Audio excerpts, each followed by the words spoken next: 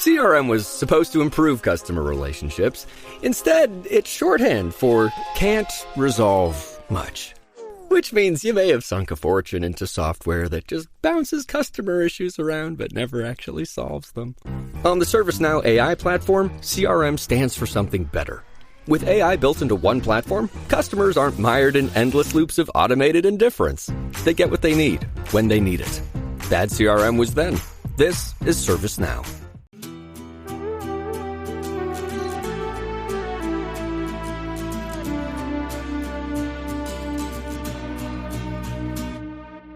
Hi, I'm Christy Honeycutt. I'm your host for Inside the C-Suite, where execs get real about leadership, impact, and what truly drives high-stake decisions.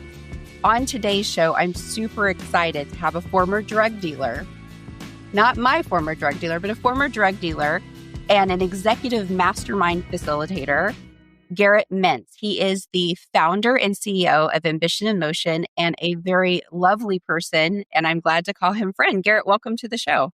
Hey, Christy, thanks for having me. I'm glad you're here. So I hope I didn't shock, and actually I hope I did shock the audience by saying that you were a former drug dealer, because I was shocked when you shared that. I actually never knew, but it makes so much sense. So you want to share a little bit about how you went from being a drug dealer all the way to an executive mastermind facilitator? That's a big leap. Yeah, for sure. Well, to start, as you had introduced, I'm the founder of Ambition in Motion. At Ambition in Motion, our vision's a world where the vast majority of people are excited to go to work. When they're there, their expectations meet reality, and when they come home, they feel fulfilled. And we believe that starts with leaders, because leaders create the experiences employees have while at work. So we create technologies and communities to empower leaders to be their best selves. Now, our team's background is in the industrial organizational psychology research behind why people get along in a mentor relationship. And I personally became passionate about mentor relationships because I needed mentors in my life. So for context, from age 15 to age 19, I was a drug dealer. I had moved to a new town. I wanted to be cool. I wanted to be invited to parties. I wanted to meet girls. And I was not popular when I had first moved to this new town. And so for me to become popular, I sold drugs. Eventually, grew. I was making some money. It was going well. I was getting invited to parties. I was able to achieve the goal I had wanted. I guess so on and so forth when I was a high schooler. But 19 years old, I get to Indiana University, and I end up getting caught. I end up receiving 5 felony distribution charges. I was expelled from school, facing prison time. My life hit a brick wall. I had no idea what I was going to do, where I was going to go, what my next step would be. But I fortunately had some people in my life who saw something in me that I didn't quite see in myself. And I want to acknowledge, as a white man in America, I had a lot of privilege.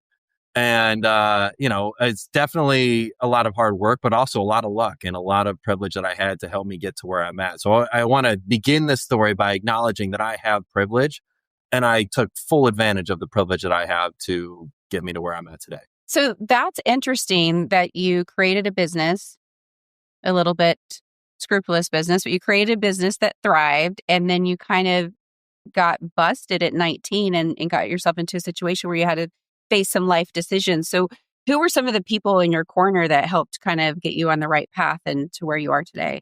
Yeah, well, there are 2 people who really saw a lot in me early on. So after I got in trouble, I found a program in St. George, Utah called At the Crossroads. It's run by a guy named Brian Virgin. He's one of those people, and another guy named Troy Permain. So I enrolled in this program in St. George, Utah. It's not a rehab program, more of a program to help young men and women who are at the crossroads in their life get their life back on track.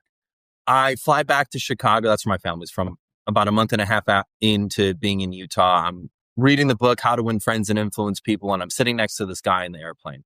This guy, his name's Troy. He sees me reading the book, and he's like, what is this 19-year-old kid doing reading a 100-year-old book? And, I said I was really, learning a lot from this book. We strike up a conversation. By the time the plane lands, he says, oh, by the way, I'm Troy. I'm the director of ground equipment for SkyWest Airlines. What would you think about coming and doing an internship with us when you get back from your trip to Chicago? I was like, that sounds amazing. And so essentially, I started that internship. And so I remember HR did the fingerprint scan shortly after I started this internship. They go up to Troy and they're like, Troy, this guy might go to prison in the next 6 months. What are you thinking? But he stuck his neck out for me. He gave me a chance. And it was a really, really cool opportunity for me. And from there, I think Brian saw that and he said, you know what, here's kind of like my star pupil. He started connecting me with other business leaders in the St. George, Utah community, started helping me, kind of showing me off to other people about like, hey, here's a guy who's thriving in my program. But unfortunately, not all the young men and women that were in that program were thriving. Some kids were relapsing. Some kids were stealing. Some kids were making bad choices. And so I started utilizing this network that I had in St. George, Utah, to connect these guys with mentors that could help them see what they might want to do professionally. I started going to Goodwill, getting them suits, teaching them how to ask the right questions, teaching them how to get their foot in the door, teaching them how to ask questions confidently. And I fell in love with it. Court system ended up seeing that work. They ended up dropping my felonies to a misdemeanor conviction. I ended up getting re-enrolled at Indiana University, got into the Kelley School of Business, and I started Ambition in Motion initially as a way to help college students reduce additional semesters of college. I had a lot of friends that were like, I'm doing a victory lap. I'm changing my degree from psychology to philosophy. And I'm like, that's a $50,000 decision you're making here. Yes. Don't get me wrong. The courses in psychology and philosophy are very different from each other, but from a material professional outlook standpoint, the job prospect isn't all that different. Is it worth $50K? I don't know if the juice is worth the squeeze. And so I started doing something very similar from what I was doing in Utah, but on campus, starting at Indiana University's campus.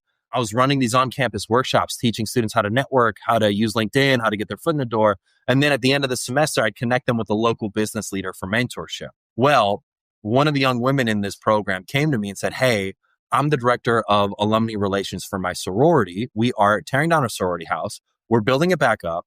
We would like for you to run this program for our sorority sisters with our alumni because one, we like for our alumni to know that we're rebuilding our house, but two, maybe they'll donate. I don't know. And I was like, sure, I can do that. So we start running this program. Their national headquarters hears about it and they say, we want you doing this, but for all of our chapters nationwide. And I was like, yeah, we'll figure it out. I love it when the business comes directly to you. That's awesome. Yeah. And so we grew to, hundreds of campuses, grew to more fraternities and sororities, honor societies, universities. From a financial model perspective, I was naive and kind of was under the impression of like, okay, cool. If we do really good work, the financial thing will eventually figure itself out. And eventually it did, but it was a lot of luck that got us there. So we studied the science and psychology behind why people get along in a mentor relationship and realized that this traditional model of mentoring wasn't working. So this idea of saying, hey, you're a senior person, let's say in marketing, here's a student in marketing. Let's put you together. Only 18% of those relationships lasted for 6 months and were considered productive and quality. Okay, so I know you've probably heard this or heard me talk about this at some point, but when I was little, my grandpa Langley, I call it my grandpa Langley method, taught me, we're sitting on the porch, he said, sis, you need to always be reaching up to, have someone pull you up. And you need to always be reaching down and have someone pull you, you pull somebody up and you always remain in the middle. And so that was something that's always been near and dear to me. So I'm very curious about how the coaching on your side, what you're seeing, because to me, it's a karmic thing, but that was a very powerful stat that only 18% stick. What are you seeing around that? Like, what's the contributors? Well, so there was a couple things. When you give someone a clear title of you're the mentor and you're the mentee, that Right. already creates power imbalances in the relationship. So we started partnering with these industrial organizational psychologists, Jake and Kyle. They're on our team. They're great. And they've helped us out a lot. But essentially, one thing we identified was that when you create a power imbalance in a mentor relationship, it immediately disturbs the possibility of both parties learning from each other. So what we focus on is what we call horizontal mentorship, or two people open to learning from each other. So our mantra is, I don't care how old you are. I don't care how much money you make. I don't care what your title is. You must be open to learning from this person. They must be open to learning from you. If you can't have that, if you can't leave your ego at the door to acknowledge that, this group is not for you. I love that. There was a book written recently by Ruth Gosh, is going to kill me. I mispronounced her name. But it's a leadership book, and she talks about mentorship a lot. But she's talking about, the up down like I did, right? So that way, but she also talks about the peer mentor, the side-by-side mentorship. So there's all these different methodologies about mentorship and coaching that I think are phenomenal.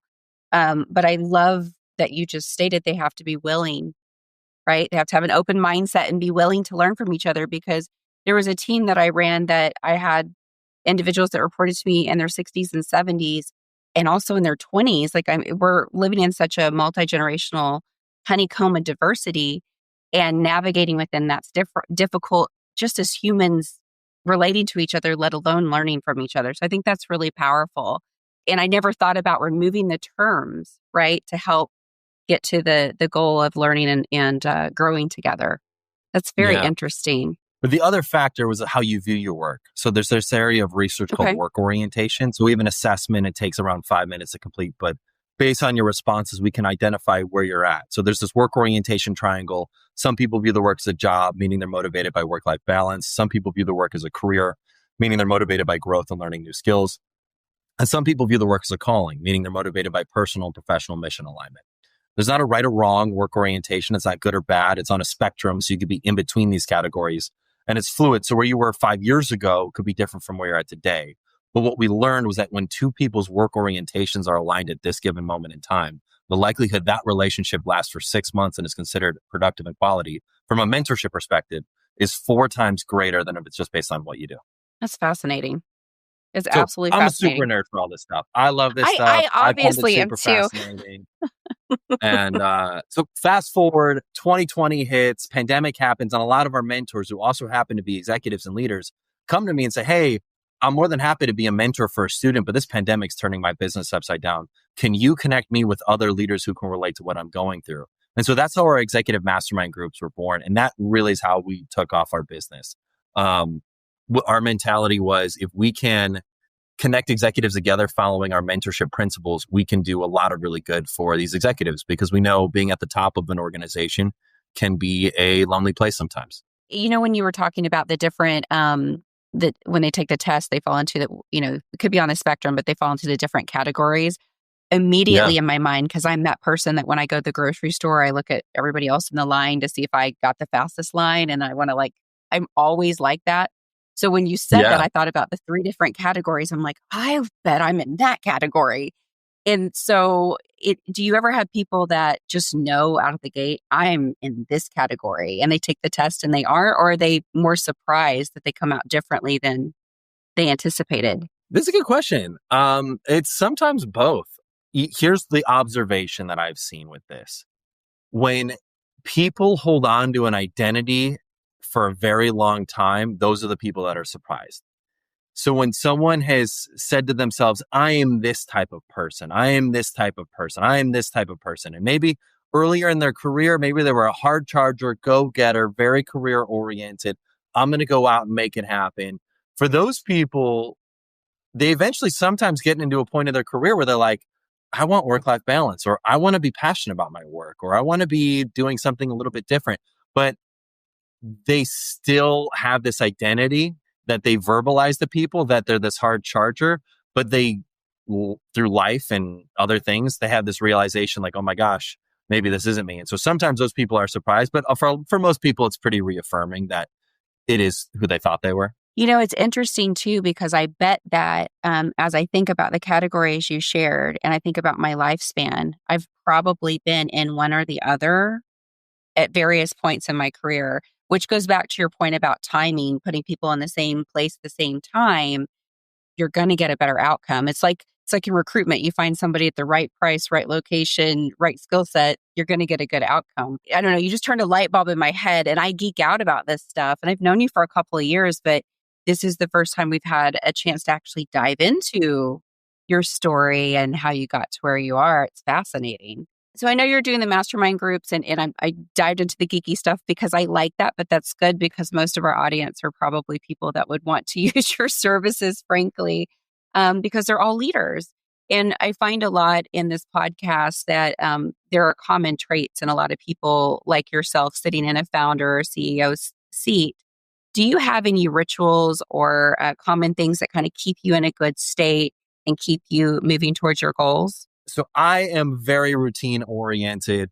My wife doesn't necessarily always like it, but essentially every morning I wake up, I do a cold plunge. I'm not a 33-degree cold plunge. I'm a 46-degree. It's still very, very cold. It wakes you up and shocks your body and all that stuff. My wife jokes that I microdose hypothermia. And I walk the dogs, do the dishes, do an exercise every morning, and then I exercise throughout the day as well. I meditate every day after lunch for 25 minutes. I do a guided meditation and I guard that time religiously. So yeah, I do that every single day. And then most days I do a sauna session, about 20 minutes at the end of the workday. But I take my health routine incredibly seriously. I do not miss a day. And I guard those health routines incredibly seriously because I'm a big believer in atomic habits. So I know that you're really passionate, obviously, about the community. You do a lot for the community. I've been to several of your events. I've yet to meet a person that wasn't touched in some form or fashion, whether it be learning knowledge, being inspired, meeting new friends and colleagues and business opportunities. It is such a magical thing that you have created. So from your community, thank you for doing good work. Thanks. What's next for you? Yeah. What's next for me? I think our big focus right now is we've got our executive mastermind groups, but one thing we created is AIM Insights. So AIM Insights is a software tool we created that helps leaders get a pulse on their direct reports. It just gives them insight as to what's going on with their teams. It gives them insight as to what's happening. We leverage pulse surveys, but when we first originally launched it back in 2021, it required that you had to have an executive coach with you, coaching you on your experience. So we have executive coaches on our team that guide leaders through their AIM Insight survey. But with the advent of AI, what we've been able to do is scrub a manager's dashboard. And in a one quick email that takes 30 seconds to read, I can tell a manager what they can do with their team, with each individual direct report for that month. And we give it away for free, essentially for a year to managers and leaders.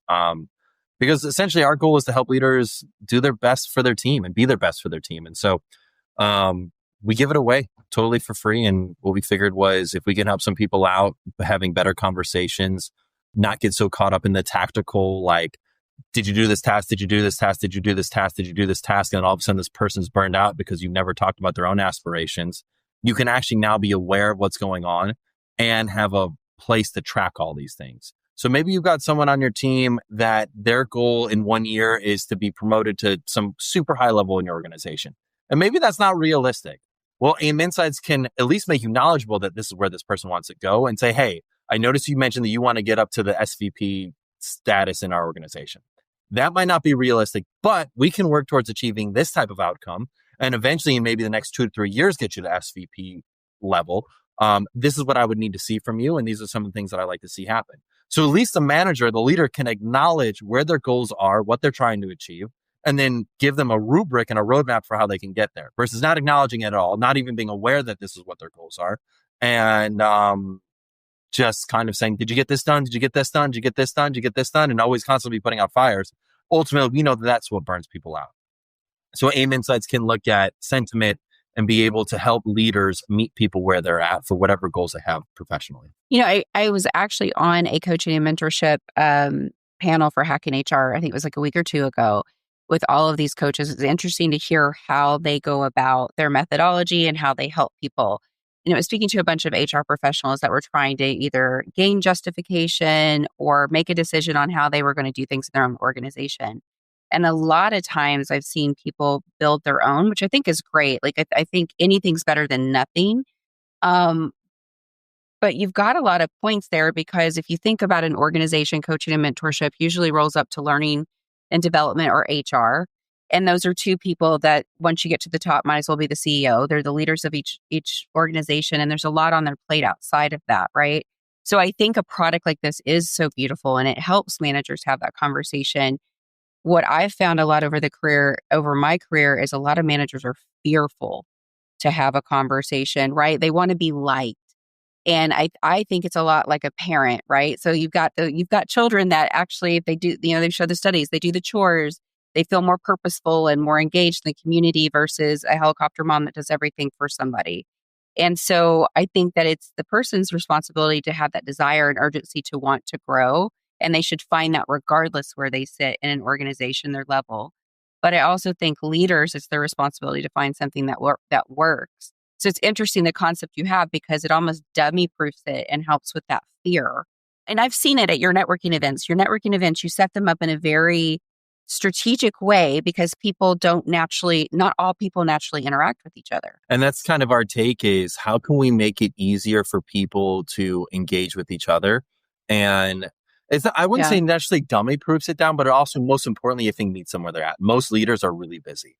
I don't have time to look through, find my login for some dashboard, figure out what's going on, look through the data, digest the data, and then do something. With AI, what's really cool is we can use it, scrub it, and say, John Doe manager, John Doe leader, or whoever, this is for Jane, Shelby, Jessica, and Josh. This is what you need to do for each one of them for this month.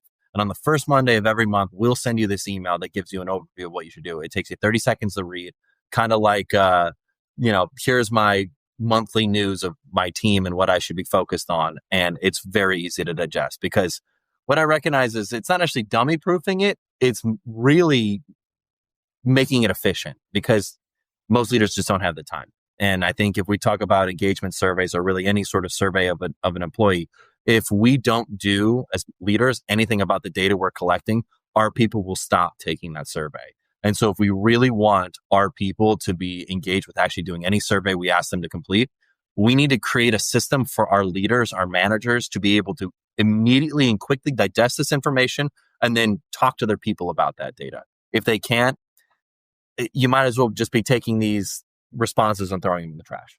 Well, and you said something that resonated quickly, right? Because in AI, because everything is the speed of light. Everything is the speed of light. We've moved from an employee value proposition to micro value proposition because no one has the attention span to go the whole thing. So it's very interesting that you're doing it this way. I think and did this all come from the kid that was selling drugs and just wants to make everyone's lives better? Is this where this all comes from? I mean, it's where it starts, but I mean, I've got an amazing team that has helped me out with this. Like, any of the things we create, I'm a big believer in the lean startup. It's not like I'm sitting here like, trying to think about like, I've got this, like I'm a soothsayer, like I've got this crystal ball that tells me all the things I need to do. There's a lot of failed ideas. I mean, I think for me, my favorite part about being a CEO and entrepreneur is that the more money we make, the more experiments we get to test out. Most of them, by the way, fail. Most of my ideas are bad ideas. But when I can throw money at something, at least it's my money, I don't mind throwing it out to test an idea and I get to learn from it. And then when something works, it's amazing. And I'm all about small iterative experiments and then adding to them based on the knowledge we've gained. So like when we created our software tool, Aim Insights, like it wasn't like we made the software tool and then gave it to people. It started with like PowerPoints and Excel, charts and like very much rough mock-ups. And we're like, hey, do you like this? They're like, oh my gosh, this is amazing. I'm like, cool, great. And then it got to a point where we could kind of put it together in a PDF format and then people paid for it. And then we're like, okay, we now have paid customers. We can justify building the software portion out of this. But like it doesn't start with the software and hoping people buy it. It starts with getting feedback, learning about the problem, obsessing about the problem, and then creating the software portion of it. Obsessing is a word I hear a lot from CEOs because obviously you guys are mad scientists and are in the kitchen. How do you keep your team motivated? It sounds like they probably feel seen and heard with you as their leader, but how do you keep them motivated to keep coming back and bringing you ideas that you guys can evolve together? Well, I appreciate that. I'm a big believer of, there's a book that I'm a big fan of. It's called The Courage to Be Disliked. And it's like a Japanese parable. It's written in narrative form, really easy to read, especially like doing dog walks and stuff like that. But it talks a lot about Adlerian psychology. And essentially what this would say is that people are much more inclined to do the things you want them to do if they know why, which I think for most people, it sounds like obvious, but why to the nth degree? Like, hey, if we're able to work with this many people, that can impact our ability to make people's lives better, which if we can make people's lives better, more people are going to be enjoying in being in the workforce. And when more people are enjoying being in the workforce, people's lives are going to be better because they spend the majority of their waking hours at work. And so if they're spending majority of their waking hours at work, enjoying the work that they're doing, they're going to be better at their home life for their families or wherever they spend their time. And ultimately, people are going to be leading happier lives and more engaged lives. And that's a future that I want to be part of. And I know sometimes that sounds wishy-washy or like, very, very aspirational, but whether it be a small task to a ultimate goal that we're trying to achieve, I believe that if you lay out the why to the nth degree, people will resonate with whatever that action is or whatever actions it takes to get there. And ultimately, it makes it a whole lot easier to innovate. And suppose with people being like, Garrett, what's next? Tell me what to do. It's like, Garrett, I'm thinking we should go in this path. I think this aligns with our vision, what we're trying to do. What do you think? It's like, sure, let's give it a shot. Let's throw some money at it. Let's give it a go. And, here's our criteria for assessing the success of it. If it's a failure, it's a failure. If it's not, it's not. And I give examples of a lot of my failures because, like I said, most of my experiments are failures. And so if we determine it's a no-go, it's a no-go. They're not offended by it because they can propose another idea that they can implement, and then we run from there. So another thing I heard you say is you're a fail fast guy. So entrepreneurs are fail fast proof. So can you tell me a time that you failed in a big way and like one of the things that you learned the most from? Yeah, I know you've got one in your pocket. When we were in our higher ed program and we were scaling to all these universities, working with thousands of students and alumni mentors, the business model wasn't great. We weren't making a ton of money. We were really struggling. It was not a great business model. It was one where we were impacting a lot of people's lives and we had a ton of testimonials and people were loving us. We just weren't charging enough for our services. We weren't making enough money. It wasn't a financially viable business. And so one of our earlier ideas was like, well, shoot, what if we could be like a recruiting company for interns? Because we've got all these really high caliber, amazing students. We could be that intermediary to connect companies with interns, and then we could charge for that. And we made a little bit of money with that idea, but for the most part, it flopped. The sales cycle was way too long, and the amount of money we were making for connecting a student with an opportunity and having them work it was way too much energy and effort to like make it worth our while. And so that was a really tough time. We got to a point where it was really tight. And then when the pandemic hit, it's almost like the floodgates opened up because all these people, all these organizations had a major need. And so May of 2020 was our very first executive mastermind group cohort. And we could charge substantially more money for this executive mastermind group cohort because this is something that these executives are accustomed to paying for. And this is like a very normal expense for them. And that was a big door opener for us. And that's where things really took off. Well, and I love that you go back and just kind of see where you guys can reevaluate or rejig the situation a little bit to get to a better positive outcome. Well, so Garrett, I've asked you a lot of questions, so I've got a couple more zingers for you. What's up? I know that you have got some big life changes going on in your world, so love that. How has some of the personal things, the family and loved ones around you changed maybe how you think about work today in this time in your life? I mean, I think for me, it's a very evolving and dynamic process. So I'm a fresh father. I've got a 6-week-old baby. And long story short, it is interesting what you prioritize when you have another life that you're taking care of. And for anybody that's a parent, you know this, but anybody who's not a parent, like it is a major adjustment. If you're a parent, you're like, duh. If you're not a parent, it's a major adjustment. I'm in the fresh woes of it. And you'll find it interesting what you prioritize and how you can be, a good parent throughout all the other things. And also, I definitely find that those healthy habits of like working out, cold plunge, just focusing on my health is so paramount, so much even more critical today more than ever, because then if I can be more in better shape and in a more physically peak state, I can be a more present parent. I can be a more present executive. I can be a more present business person. I can be more present for everybody that I'm working with. And I think presence is so critical in any scenario that you're in. I agree with you. And it's all about you come across to me as an empathetic, just very transparent, open individual. Like I've always been really comfortable talking to you, speaking my mind, having very candid conversations quickly. And that's a gift. Not everyone has that. So it's pretty awesome to recognize that in someone. So I know you're at the top, and I've heard a lot of people say, it's lonely at the top. What is one myth that most people don't understand about the C-suite? We talk about this at executive symposiums a lot, where I ask the question, what's a popular belief about leadership that you disagree with? And some people will answer, the leaders don't have all the answers. And I mean, that is true.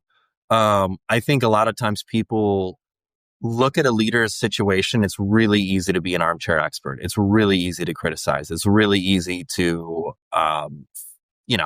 criticize a direction, a perspective, a point of path. And I think it's a two-sided sword here in a sense, because one, if a leader is not following a critical process for making those decisions, that's where a lot of mistakes can be made, where it's easy to criticize. But two, if that leader is using a process, typically relatively good decisions can be made, but sometimes hard decisions can be made. So back to the whole transparency thing, like there's some difficult decisions that I have to make, that some leaders have to make, and it sucks for the people being impacted by it. But ideally, as a leader, you have set the expectation from the very beginning that this was a possibility going into it. It's not to say that you wanted it, but everything is an experiment. And I think as long as you can be transparent with everybody that you work with, that everything you do, everything you try is an experiment. You feel pretty good that it's going to work out. You wouldn't be investing your time, energy, and resources into implementing this experiment if it wouldn't work out. But at the end of the day, it may not work out. And if it doesn't work out, the ramifications are we might have to move in separate directions. No, that's good. And then to end our beautiful, technically challenged interview, which I am so grateful that we will hopefully be able to pull the nuggets out. What is one thing that you deep down to your toes believe that you do differently and better than anybody else? Like this is an okay time to brag. Well, I do better than anybody else. I'm not the smartest person in the room. I'm definitely not the most efficient person in the room. I'm not the wealthiest person in the room, but I have more grit than most people. I will get punched in the face over and over and over again and keep getting up to try new things, to keep experimenting. Like when I started this business, it was in May of 2013. We weren't making enough. When I say the business was not like financially viable, I wasn't drawing a salary for the first 6 years of the business. And nights and weekends, I was a bartender and server. So on Thursday night, Friday night, Saturday night, and Sunday brunch, I was a bartender and server at a marina down in Bloomington, Indiana, to pay for rent. And every day, Mondays, Tuesdays, and Wednesdays, I worked from around 6:30 a.m. to around 6:37 p.m. And then on the days that I had my other job, my bartending server job, I pretty much worked 6:30 until I had to go to work. And by the way, I'm not one for idolizing, I call it hustle porn. I'm not one to idolize those people who brag about how many hours they work. That's not like my thing, but there's a level of lifestyle that I'm willing to live to be an entrepreneur and to grow my own business that most people are not willing to live with. And fortunately, I have a partner, my wife, who is willing to go through that with me, because most people would not. Most people would be like, oh, you graduated from the Kelley School of Business. You could be making six figures right out of college. You could be doing this, and this. And I chose not to go that path. And now, I'm at a point, things are going pretty well. Financially, things are going really well. Business-wise, things are going really well. All the things are going really well. And, there are friends of mine who chose the traditional path, and they're like, dang, I'm working to the bone. I'm not making it as much money as I was. I'm making a little bit more than what I did coming out of college, but, it's not like the hockey stick that I, might have hoped for. And I guess the point I'm trying to get at is there were things that I was willing to do and live with that most people would not be willing to do. And that's what I do really well is I am able and willing to adjust my lifestyle and to be resourceful enough to make things happen in a way where most people give up and they just don't make it happen. Well, grit is one of my identifying words as well. And I definitely see it in you. And I'm not shocked by anything that you shared with me. It all makes sense in this beautiful package of Garrett mints. So I want to thank you from the bottom of my heart for being on the show and letting me interview you. I know the audience is going to resonate with almost everything that you've said. If they want to get in touch with you or they want to get involved with you and your organization, how should they reach out? Yeah, connect with me on LinkedIn. I do a lot of stuff on LinkedIn. I post pretty much every day. And yeah, connect with me on LinkedIn. And you're going to be in Dallas in June. Dallas on right? June 12th, and then Austin on August 7th for our upcoming executive symposiums, and then back in Houston on October 2nd. So we put on these executive symposiums. If you're an executive and you're a leader and you're thinking to yourself, oh my gosh, I'd love to connect with other leaders. I love to network. Oftentimes we do our events at really cool places. So we've done them at like Porsche or Lamborghini, cool art galleries, all that sort of fun stuff. And you want to come out and you want to not only meet me, but meet our community, come to one of our executive symposiums. We do them in Austin, Houston, and Dallas. So next one, June 12th in Dallas. After that, Austin, August 7th. And after that, Houston, October 2nd. I can testify and have actually for you before. They're a lot of fun. And if you're shy, don't be, because Garrett makes it perfect for the people that aren't naturally out there just screaming and laughing and having all the things. It is really a great time. And I've met a lot of amazing people that I'm actually friends with to this day from your event. So that's been wonderful. Well, Garrett, thank you again so much. I've thoroughly enjoyed this. And guys, go to his event, and I will definitely be at the one in Dallas. So I'll see you then.